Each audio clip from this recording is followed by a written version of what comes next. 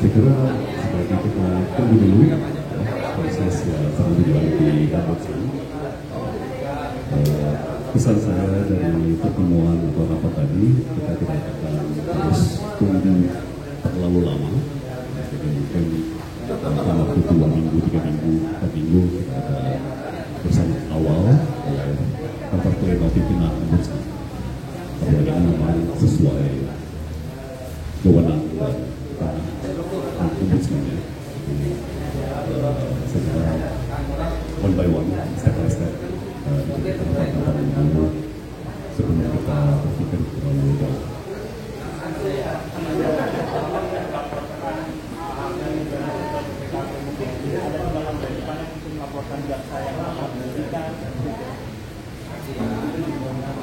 Sekali lagi, karena kita berupaya keras untuk proporsional, profesional.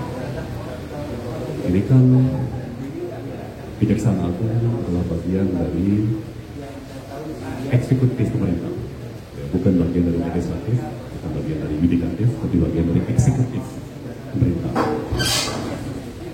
Eksekutif pemerintah dipimpin oleh presiden, atasannya Kejaksaan Agung. Presiden sudah mengeluarkan, sudah menerbitkan sebuah Kepres, sebuah dokumen hukum yang mengikat secara hukum. Tentunya juga mengikat pada bawahannya, termasuk Menteri Kabinet maupun Jaksa Agung sebagai anggota kabinet. Ya, jadi saya pakai istilah, mari kita kasih ruang, kasih waktu untuk bagian eksekutif pemerintah bisa konsolidasi, menindaklanjuti Kepres yang sudah diterbitkan oleh Presiden sebagai kepala negara dan juga sebagai kepala pemerintahan, bersamaan dengan lembaga legislatif, cabang legislatif pemerintahan yang kedua. Ini kan baru seminggu setelah penerbitan Kepres abolisi terkait perkara saya, sekarang kita beri waktu dulu cabang eksekutif pemerintah. Dan saya bisa mengerti karena sudah lama sekali sejak terakhir kali terjadinya pemberian abolisi. Sejauh yang bisa kami lihat,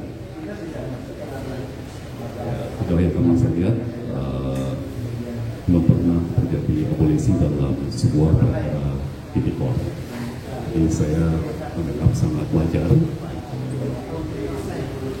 Menteri dan anggota kabinet terkait masuk Jaksa Agung,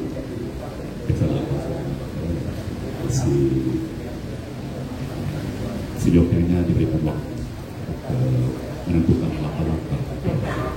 Pak, ini kan dari ACW kan pernah bilang kalau misalnya ada abolisi terkait koruptor itu kan mungkin dari tanggapan Pak sendiri.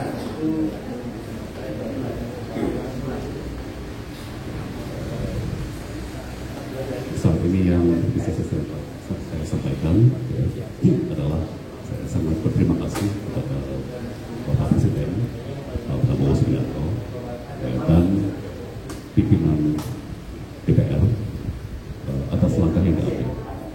Ini sebuah langkah korektif terhadap cabang pemerintahan yang namanya yudikatif. Ini kan 3 cabang yang sebetulnya setara, ya. Tapi kalau 2 dari 3 cabang digabung bisa mengkoreksi cabang yang ketiga. Ini yang kedua. Ini sangat-sangat jarang terjadi dalam sejarah Republik, bahwa 2 dari 3 cabang pemerintahan, yaitu eksekutif dan legislatif, bergabung untuk mengkoreksi cabang yang ketiga, itu yudikatif. Jadi saya kira istilah terkenal bahasa Jawa, ujung ke susu, tidak perlu tergesa-gesa. Mari kita cerna baik-baik implikasi-implikasi konsekuensi daripada cukup luar biasa yang diambil oleh cabang eksekutif dan cabang legislatif. Pak, Pak, atau untuk melalui beberapa laporan ke Ombudsman dan sebagainya juga harapannya tuh kedepannya untuk Pak ini apa?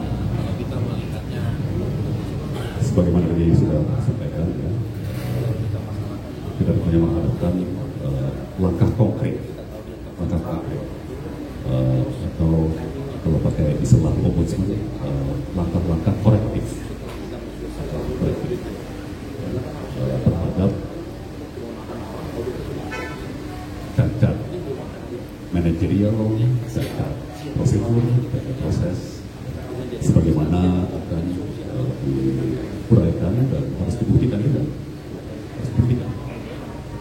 Tadi yang Pak Ketua katakan proses verifikasi, ketika bisa serta-merta langsung percaya aja kan, cross check, verifikasi